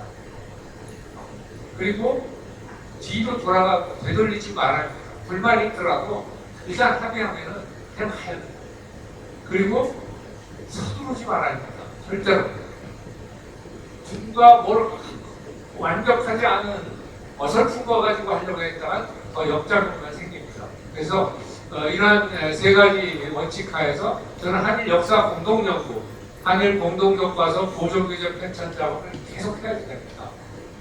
그래서 교과서 일본에서도요 이 역사 교과서 보조제로 가지고 많이 교육을 합니다. 거기에 좀 일본이 식민 통치에서의 그 잘못 이런 것들이 많이 반영되도록 우리가 하면 점차 효과가 있으리라고 봅니다. 일반적인 거는 저는 셔틀 정상회담 빨리 해야 한다고 봅니다. 왜? 문제의 원인은 아베 총리하고 문재인 대통령이 상당 부분 가지고 있습니다. 상호 불신 그런 것이 강합니다. 만나서 자꾸 협의를 해야 됩니다. 그 다음에 중장기 비전도 저는 해야 된다고 생각합니다. 작년이 오부치 김대중 오부지 한일 신파트너십선을 27년 했습니다.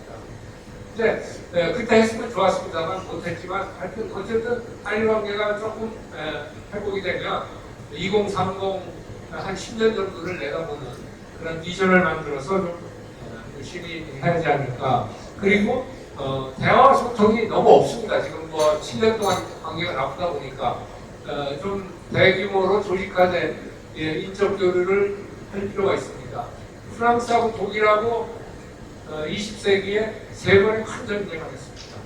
근데 1963년에 엘리제 조약을 맺어가지고 대규모 인적 교류를 실시합니다. 그렇기 때문에 저는 EU 통합도 가능했고 독일 통일도 가능했다고 생각합니다. 지금 어느 정도냐? 독일하고 일본하고 해외 공관을 같이 쓰는 경우도 있고 양국 외교부 직원이 서로 경험하고 있고 양국 간에 결혼도 많이 늘어나고 뭐 엄청나게 하여튼 그 관계가 증진이 됐습니다. 좀 우리도 그런 걸 해야 할 것 같고요. 저는 메가 프로젝트를 좀 하는 간에 지금 강령은 없겠습니다만 좀 하는 게 제가 본 중에 가장 효과가 있었던 게 2002년 월드컵 공동개최입니다. 이거는 정말로 한일 관계를 획기적으로 개선을 해서 어떤 현상이 있었느냐. 일본이 제3국하고 스포츠 게임을 하면 전에는 늘 제3국만 했습니다. 우리가. 근데 월드컵 공동개최 때 처음으로 일본 팀 우리 응원단이 응원해줬습니다. 저는 이런 게 굉장히 중요하다고 봅니다. 그래서 사실 한일 간의 협력을 필요로 하는 게 에너지 분야라든지 환경 분야는 서로 능력도 많고 수요도 많습니다. 그래서 이런 분야에서 좀 큰 거, 아시아 전력망, 아시아 파워 그리드라든지 또는 지금 현재 이제 기후변화에 대응하기 위해서 신재생 에너지를 많이 해야 하는데 일본은 섬나라입니다. 우리도 사실은 대륙하고 차단돼 있습니다. 이렇게 되면요 전력 공급이 불안정해지기 때문에 신재생 에너지는 한계가 있습니다. 연결이 돼야 됩니다. 유럽이 신재생 에너지를 그렇게 늘릴 수 있는 것은 유럽 전체가 전력망으로 연결이 돼 있습니다. 그런 것처럼 우리도 좀 큰 프로젝트를 하면 좋을 것 같고요. 그 다음에 늘 한일 간에 복잡되니까 문제가 다 커집니다. 그러니까 그건 그것대로 해결하면서도 지역 문제 또는 세계적인 문제, 예를 들면 ODA, 한국이나 일본이나 상당한 ODA 공용입니다. 제3국에서 공동 프로젝트를 하면 굉장한 시너지 효과가 있습니다. 그런 것들도 하고 PK로도 같이 나가면 왜 안 됩니까? 수단에서 옛날에 뭐 탄약 들렸다고 우리나라에서 엄청 문제가 됐습니다. 아니 지금 뭐 그 위급한 상황에서 일본 탄약이 어떻고 미국 탄약이 어떻고 우리 군대 안전이 중요한 거지. 이거 상당히 좀 그런 것들을 해나가면 좋고요. 대한민국의 의료 수준을 세계 최고입니다. 미국이 한국이 세계적으로 기회 주었으면 하는 것 중에 하나가 의료입니다. 그래서 뭐 에볼라 났을 때도 우리가 이제 파견을 하고 있습니다만 또 의료 분야에 있어서 세계적인 협력을 한일 양국 간에 좀 해도 저는 상당한 효과가 있으리라고 봅니다. 그 다음에 전략적 대화 소통을 강화해야 됩니다. 아까 말씀드린 대로 동아시아가 엄청나게 유동적이고 불안적인 상황 속에 전환기를 지금 헤쳐나가고 있습니다. 그럴 때일수록 전략 대화 소통을 해야 하는데 제가 있을 때는 제가 2년간 차관했습니다만 3번 한일 전략 대화가 있습니다. 지금은 없습니다. 이래서는 안 됩니다. 그 다음에 한일 FTA 빨리 체결해야 합니다. 왜? 어차피 저희는 CPTPP 가입해야 합니다. 태평양 시장에서 우리가 먹고 살려면 CPTPP 가입해야 돼요. 근데 CPTPP에 가입할 조건이면 한일 FTA 하고는 너끈이 나왔습니다. 근데 저는 한일 FTA는 경제협정 이상의 정치협정, 안보협정이라고 생각합니다. 서로 상호 신뢰를 부여하는 그것이 바로 한일 FTA입니다. 빨리 해야 됩니다. 통화 수합 빨리 해야 됩니다. 작년에 아베 총리가 일중 청와대학 생겨 40주년 기념으로 국경을 방문해서 통화 사업을 체결했습니다. 외환보유고 여기 나와 있습니다. 중국이 3.1조입니다. 세계 1위. 일본 1.3조 2위입니다. 1, 2 국가가 왜 통화 사업을 하겠습니까? 그 말은 뭐냐면 통화 사업을 한다는 건 금융 안정감을 주기 위한 겁니다. 근데 한국은요 지금 4천억 불 외환보유고 가지고 있지만 우리 시장처럼 투명하고 뭐 아무거나 들락날락하는 시장이 없습니다. 어디든지 다 일부 그걸 막는 장치가 필요 없어요. 그래서 4천억 불도 사실은 그렇게 많은 외환보유고가 아닙니다. 그런 차원에서 한일 통화서 또 딴 나라와의 통화서 빨리 해야 할 상황입니다. 지금 저는 이제는 이제 호황은 끝나고 세계 경제가 점차 저성장으로 들어갈 겁니다. 그렇게 되면 금융면에서도 혼란이 일어나고 여러 가지 혼란이 예상되기 때문에 통화수가 빨리 해야 됩니다. 그리고 마지막으로 역사화에 관한 꾸준히 집중적으로 우리가 해나가야 한다고 생각합니다. 그리고 또 하나 우리가 해야 할 거는 한일간은 너무 부정적인 스토리만 다니고 있습니다. 긍정적인 스토리를 찾아서 양국 교과서에도 좀 집어넣어야 됩니다. 제가 이 일본에 있을 때 한일 간의 풀뿌리 외교에 관심이 많아가지고요.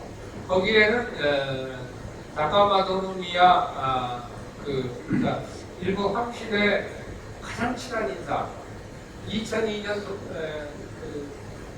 월드컵 공동 개최 때 일본 대표로 오릅니다. 근데 상훈 나오서 1년 뒤에 그냥 돌아가셨어요. 급사를 했는데 그분을 기념하기 위한 한일 민간교류상이 있습니다. 그래서 보통 기준이 한일 민간교류를 10년 이상 해야 서류 제출이 가능합니다. 근데 거기에 들어간 사례들을 보면요. 한일 간에는 민간창업이 참 많은 것을 하고 있습니다. 그런 좋은 스토리가 있거든요. 예를 들면 히로시마에서 원폭 피해자들, 한국 원폭 피해자들이 일본에 와서 치료를 받을 수 있도록 매년 이 항공료를 내주는 그런 NGO가 있었습니다. 근데 이제 일본에서 대법원에서 한국 원폭 피해자도 일본 부재 대상이다라고 판결이 내려져서 그만두게 됐는데 그런 좋은 스토리 아닙니까? 그런 것들을 우리 교과서에서 이웃으로서 이런 좋은 얘기 있다라는 것 좀 알리는 것이 저는 굉장히 중요하다고 생각을 합니다.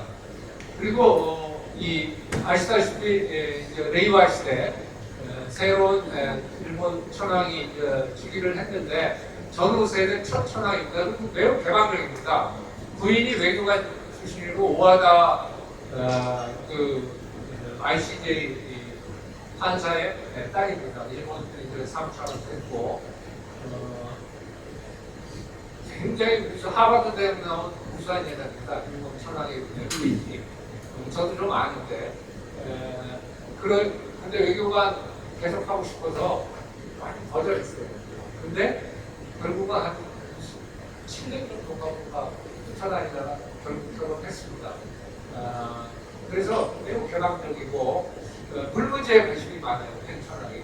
그래서 한중수 총리께서 하시는 세계 물포럼에 연사로 초대받아서 연설도 하고 그런 인물인데 저는 일본 최근에 특히 아키히도 천황은 한일 관계에 대해서 엄청나게 관심이 많아요.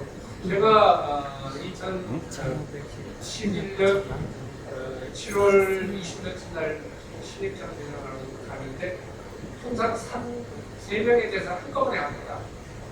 근데 저랑 한 20분 얘기, 다른 사람하고 한 3-4분 얘기하더라고요. 그만큼 한일 관계에 관심이 많아요.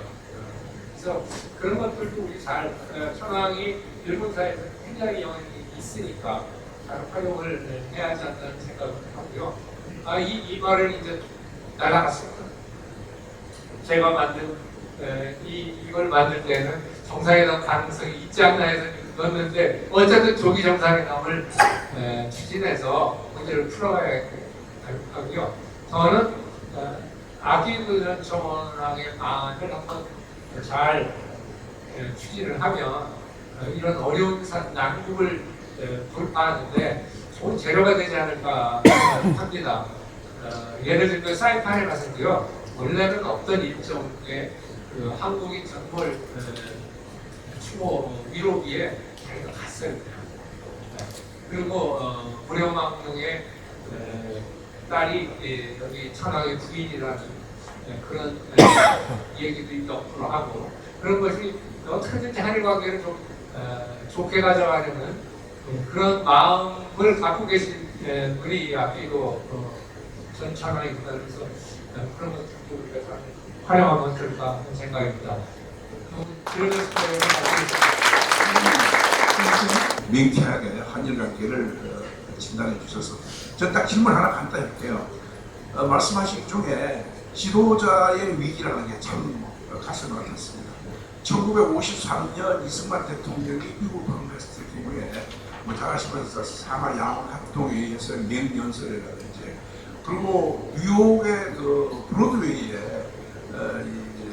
갔을 적에 미국 시민들을 그렇게 열광하는 그러한 대한민국의 대통령으로서 대한민국의 가치를 높여줬는데, 지금은 아까 말씀하신 것처럼 대한민국이 추락하고 있습니다. 어떻게 이 지도자 리스크를 해결해야죠?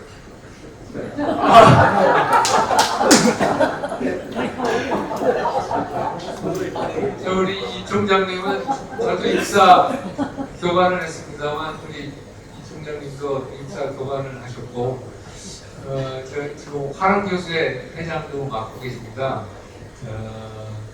정말 이 사례가 당면한 문제인데요. 대통령제라는 게 저는 문제라고 생각합니다. 근본적으로 대한민국은 이제 대통령제라는 것은 안 맞습니다. 내각 책임제로 바꿔야 되고요. 내각 책임제를 바꾸는 거에 대해서 우리 국민들이 지금의 국회 수준이 곤란하지 않느냐라는 얘기를 합니다만, 그런 국회 수준을 만드는 것 자체가 대통령 때문에 그렇습니다. 그리고 공천에 관한 민주주의 룰 도입이 안 되면 내각 책임제 하면 안 됩니다. 내각 책임제 하는 나라들은요, 전부 당에서 비례대표자 선출을요 선거를 합니다. 당내 민주주의가 돼 있습니다. 지금처럼 공천권 행사해갖고 뭐 위에서 대통령이 뭐 어떻게 해가지고 하면은 그냥 뭐 학살이 일어난다는 거, 그 정도의 사태가 있어서는 국회가 제대로 될 수가 없고요. 국회가 제대로 안 되면 대통령제도 제대로 안 되고 내각 책임제도 제대로 안 됩니다. 그래서 저는 정말로 심각하게 대한민국의 통치체제, 거버넌스를 이게 새로 바꾸지 않으면 저는 추락하는 거에 날개가 없다라는 것을 절감합니다. 왜 자꾸 요즘처럼 여야 후보는 포퓰리즘에 휩쓸리는 그런 상황은 없었다고 생각합니다.